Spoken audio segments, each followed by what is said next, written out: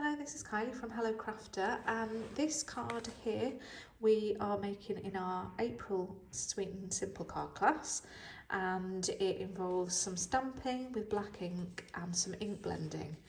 We're using the blending brushes for this.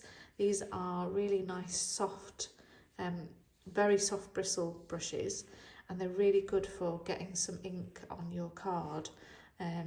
And they're really nice for blending the colours together. So if you've got something like this, then great, use those. If you don't have these, then you can use sponges or sponge daubers.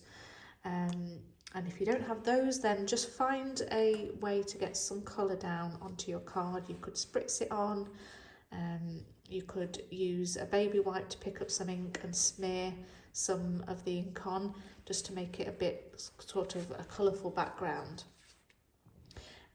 You can choose whatever colours you want and whatever stamps that you want. I think most stamps will work well for this technique. I like to use an outline stamp rather than a solid image stamp so that I can see a lot of the colour through. So we're going to start with a plain white card base. It's just A5 piece of card scored and folded in half. And then this panel, which we will be stamping and colouring onto, which is 10 centimetres by 14.3 centimetres. So I'll just put my card base to one side and grab some ink colours. So I like to use 2 or 3 ink colours, and I'll choose ones that I think will blend nicely together. So I always think about a rainbow when I'm thinking about my colours. So I know the reds will blend really nicely into the yellows, which blend nicely into greens and blues, and then into purples and pinks. So if you think about that like a rainbow, when you think about what 2 colours to sort of blend together, then you won't go too far wrong. So I'm going to go for Polished Pink, Daffodil Delight and Bermuda Bay for this example. And I'm going to start with this Polished Pink, and I'm going to pick some of the ink up with my blending brush. So I'm just brushing the ink pad basically. I'll use this scrap paper just to make sure I don't have too much on. So I only want about half of my card to be coloured. I can always go in and add more later, but I want to leave some white space, so it'll be either at the top or the side, depending on what orientation I want my card. So I'm just gonna, with circle motions, just blend some ink on, and then I'll pick up some yellow.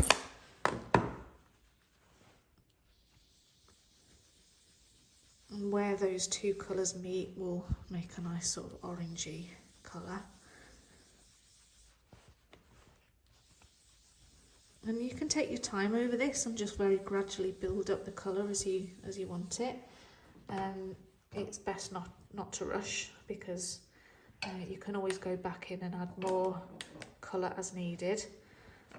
I'll get some of this Bermuda Bay on this side.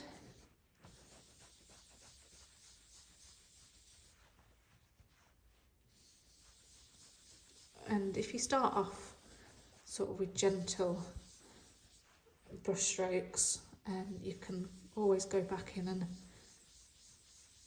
build up the colour as you want it.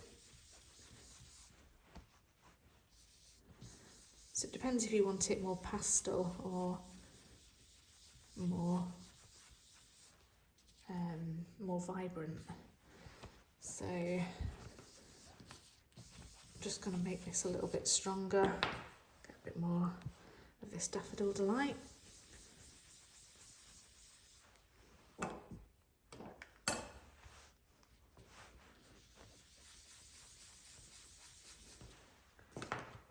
And then take your black ink pad and your choice of stamp. I quite like this dragonfly, and this will make a really nice silhouette. So I'm just going to stamp all over the coloured areas.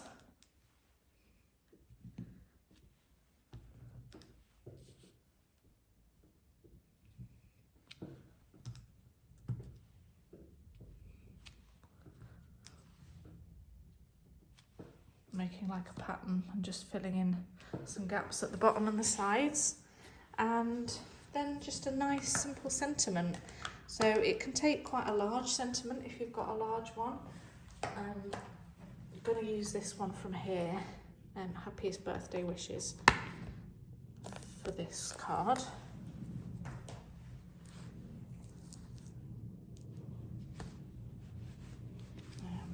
Stamp it in black ink and just off centre.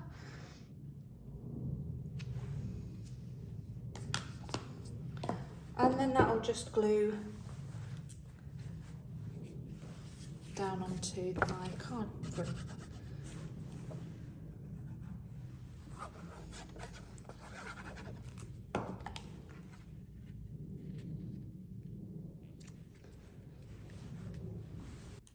And the last thing is I've got some of these little clear and silver gems. They're like little diamond shapes. So they're quite plain, but they look nice over the coloured background. So just add some of these onto your card any way you like. It's just like a little added bit of sparkle. So there's some ideas for you for this card. So have a little play, and I'd love to see photos of your finished card once you've finished. Please do send pictures to me, I'd love to see them. Okay, I'll see you on the next video. Bye.